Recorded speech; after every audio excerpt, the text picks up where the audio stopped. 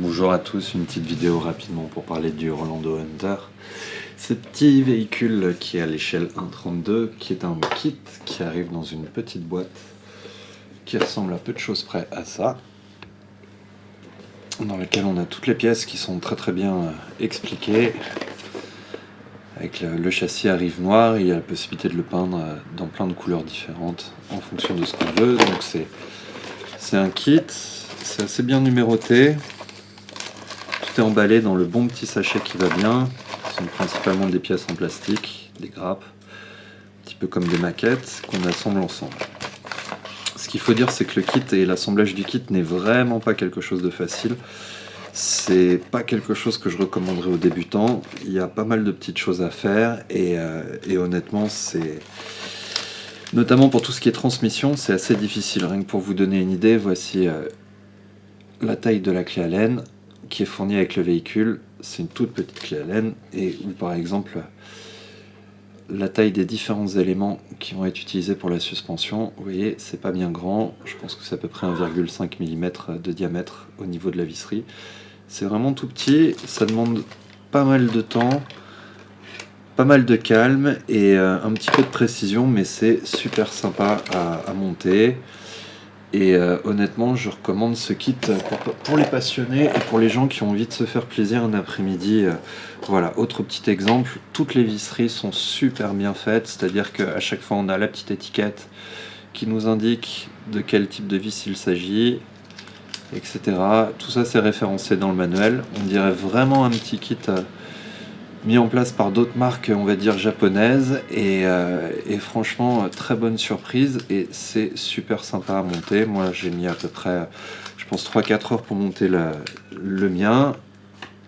Après, comme je vous l'ai dit, il y a des pièces qui sont vraiment très petites, donc il faut des petites pinces de précision, n'hésitez pas à bien vous équiper. Mais en gros, voilà, tout ce qui est outil de précision est plutôt utile pour ce genre de construction, sans compter que donc ce véhicule, on va le présenter, ce sera plus simple si on regarde un peu plus près. Donc c'est un véhicule 4 roues motrices. On n'a pas de différentiel, donc ce sont des axes fixes à l'arrière et à l'avant. On a en plus donc des petites lumières qui sont fournies avec dans le kit à l'avant et à l'arrière. À noter que les lumières arrière sont assez difficiles à positionner, mais ça en vaut la peine. Le châssis est en plastique ABS assez solide avec des petits renforts en métal qu'on va venir visser un peu partout sur la carrosserie. Ça lui donne un petit look assez sympa et puis honnêtement ça renforce un peu la solidité du tout. Niveau de la suspension, on a un système qui est assez bien fichu avec de chaque côté on a 4 axes qui vont venir tous en fait s'ancrer à chaque fois sur la boîte de transmission qui est au milieu, puisque le moteur est monté au milieu, et ensuite on a 2 essieux qui partent des deux côtés en fait vers les différentes boîtes qui sont ici et ici.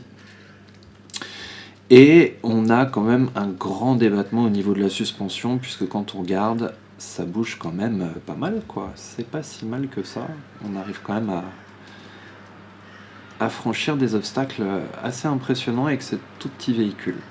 On voit que le cerveau est ici, c'est un micro-cerveau. Il faudra faire attention quand vous le montez au niveau de la direction ici. On est censé tordre cette pièce-là.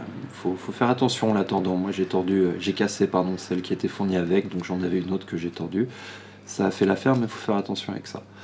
Il y a plusieurs sauve-cerveaux aussi qui sont fournis, ce qui fait qu'on peut mettre un débattement plus ou moins grand pour la direction. Ça c'est pas mal.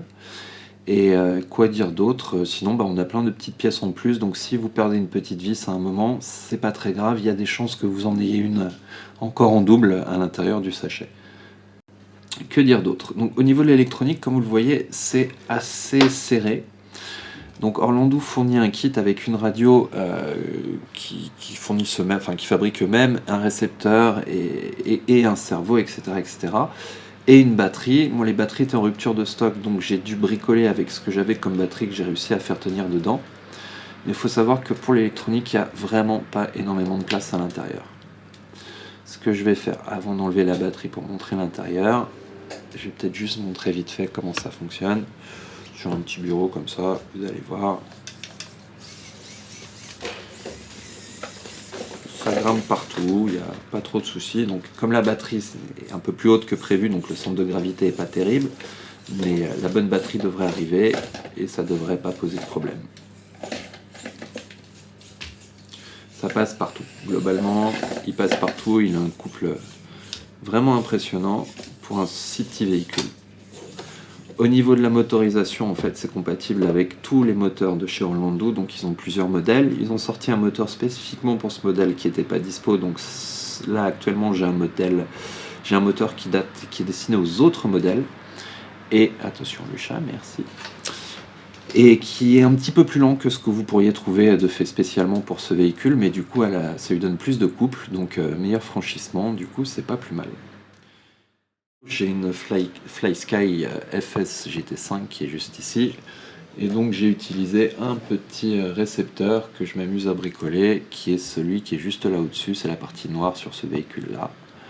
Donc c'est un tout petit récepteur que j'ai mis à plat, en fait j'ai directement soudé les fils dessus, ce qui fait que pas besoin de mettre les prises, et j'ai réussi réellement à le rendre ultra petit, c'est-à-dire que en combinant en fait avec de la gaine thermo le récepteur plus le variateur de vitesse, j'ai réussi à faire en sorte que le tout ne fasse pas plus de quelques millimètres. Donc si j'essaye de mieux vous éclairer ça, peut-être vous allez l'apercevoir à l'intérieur.